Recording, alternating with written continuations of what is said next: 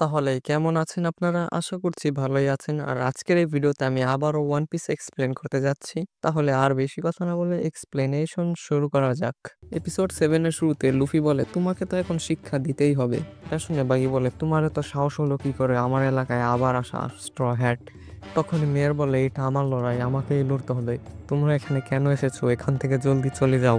এটা বলার পর মেয়র বাগির দিকে যেতে লাগে, কিন্তু সে সময় লুফি মেয়রকে মেরে অজ্ঞান করে দেয়। নামি এটা দেখে বলে, এটা করলে কেন? লুফি বলে, আমি মেয়রকে বাঁচিয়েছি। জোরো বলে, হ্যাঁ ঠিকই করেছো। মেয়র বাগির সাথে লড়াই করতে গেলে অবশ্যই মারাই পড়বে।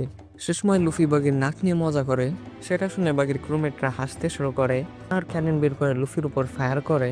কিন্তু লুফি বেলুনের মতো ফুলে গিয়ে ক্যানন বলটি বাগির দিকেই পাঠিয়ে দেয়। এটার জন্য অনেক বড় বিস্ফোরণ হয়। তখনই নামি লুফিকে জিজ্ঞেস করে, তুমি এসব করো কি করে? কোনো মানুষ তো এরকম কিছু করতে পারে না। সে সময় আমরা বাগিকে দেখতে পাই যে এখনো মরেনি, সে তার দুজন পাইলটকে সামনে দিয়ে বেঁচে গিয়েছিল। তখনই মজি বাগিকে বলে, ক্যাপ্টেনের কাছেও ডেভিল ফুড পাওয়ার আছে। এটা শুনে নামি লুফিকে জিজ্ঞেস করে, তোমার কাছে ডেভিল ফুড পাওয়ার আছে? লুফি বলে, হ্যাঁ এই দেখো। তখনই বাগির এক অন্য পাইলট কাবাজি চলে আসে।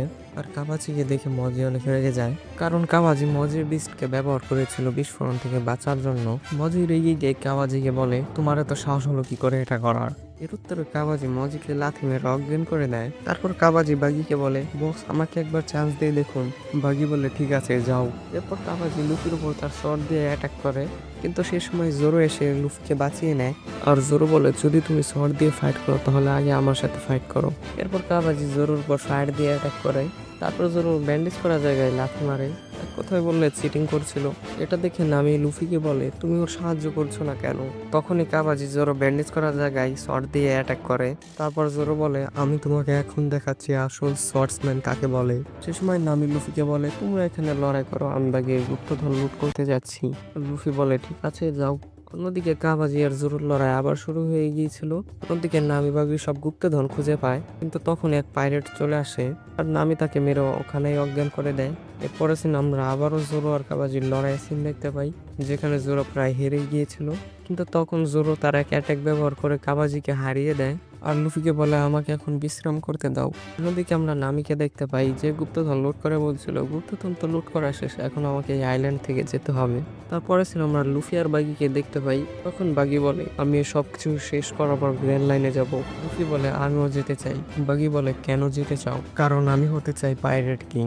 এখন আর বেশি কথা না বলে লড়াই শুরু করা যাক।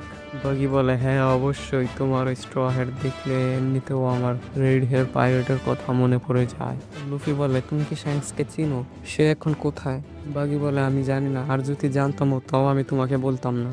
এটা বলার পর বাগি আর লুফির ফাইট শুরু হয়। লড়াইয়ের মাঝখানে বাগি লুফির স্ট্র হেড কেটে ফেলে। এর জন্য লুফি অনেক রেগে যায় আর বলে, এটাই আমার একমাত্র সম্পদ, তুমি এটা করলে কি করে? তখনই বাগি লুফির উপর অ্যাটাক করে স্ট্র হ্যাটের ভিতরে ছুরি ঢুকিয়ে দেয়। লুফি তখন বলে, এটা শ্যাঙ্কসের হ্যাট ছিল।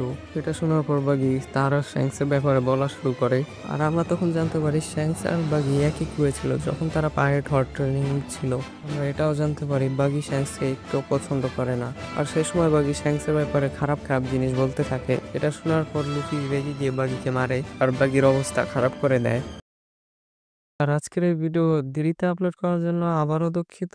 তাহলে আপনাদের সাথে কোনো অন্য নতুন বা পুরাতন ভিডিও দেখা হচ্ছে। এখনকার মতো